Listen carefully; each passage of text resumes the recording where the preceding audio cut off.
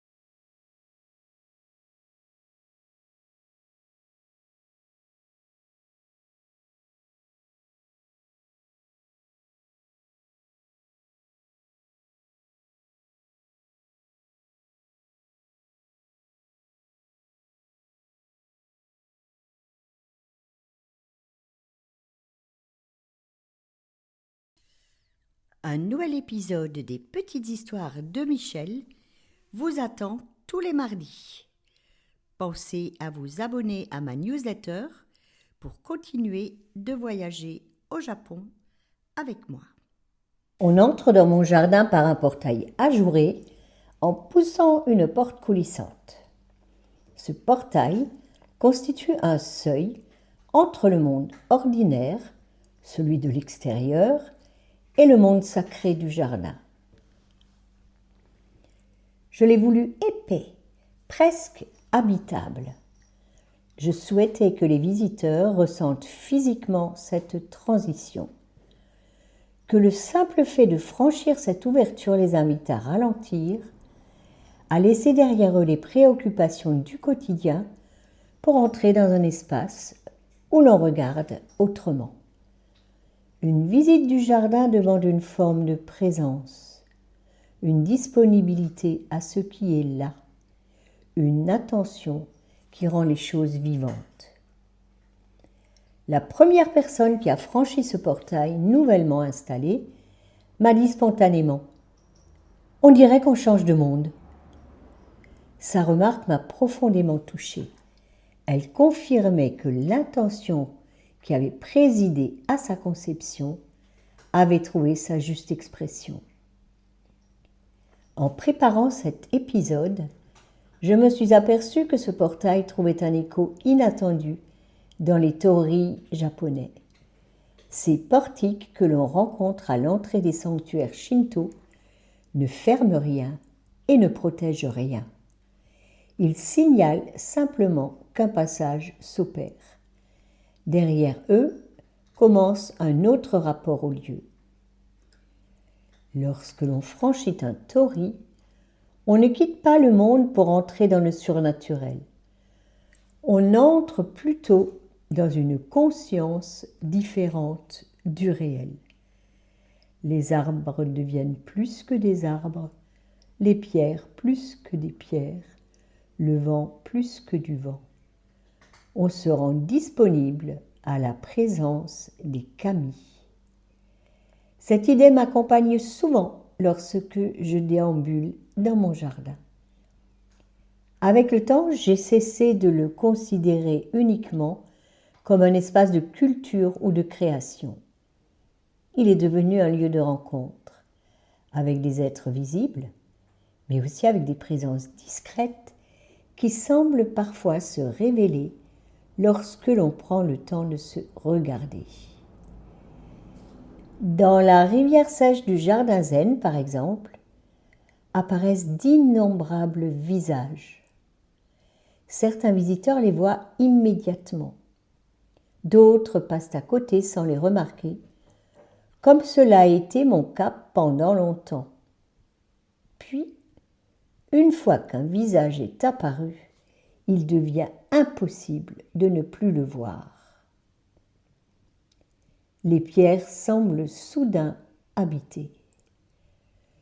Je ne prétends pas que des esprits vivent réellement dans ces rochers, mais je constate que l'imagination, l'attention et la contemplation ouvrent une porte particulière.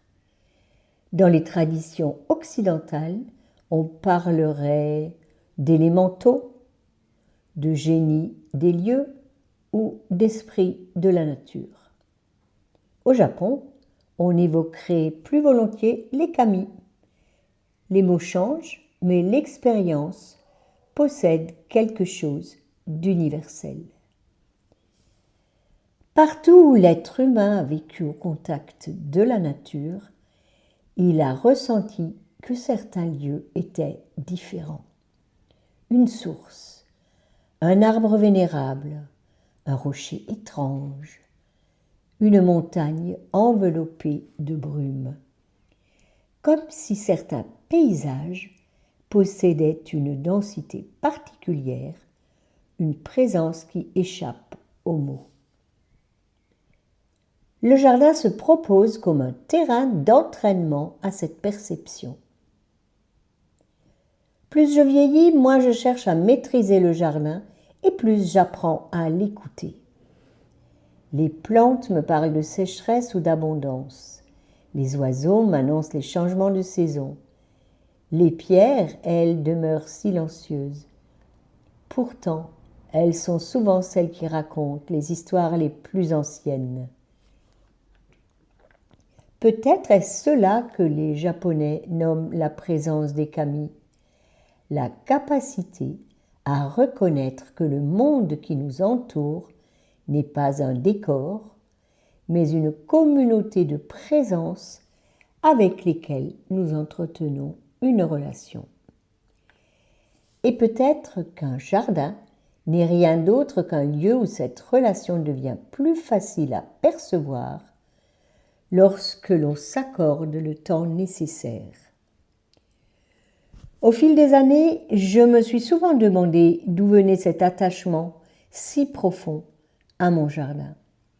Bien sûr, il y a la beauté du lieu, mais ce n'est pas seulement cela. Il y a surtout tout ce temps déposé en lui.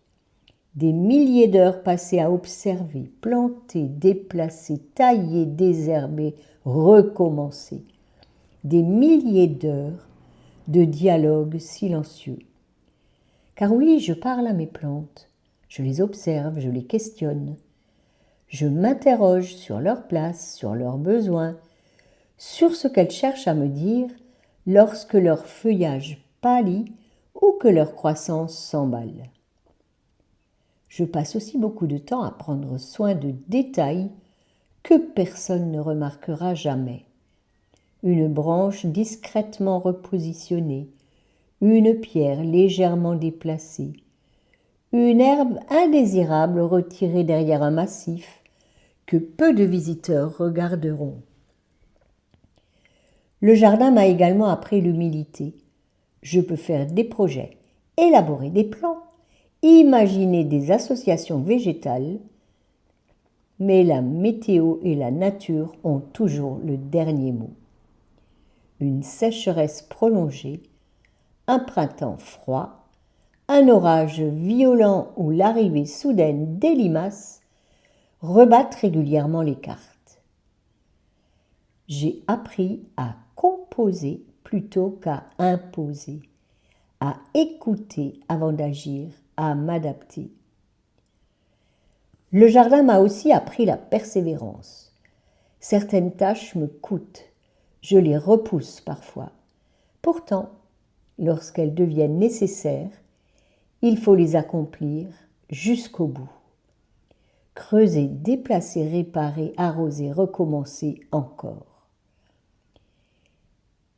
Il m'arrive également de promener une jeune plante dans son pot pour qu'elle trouve sa vraie place.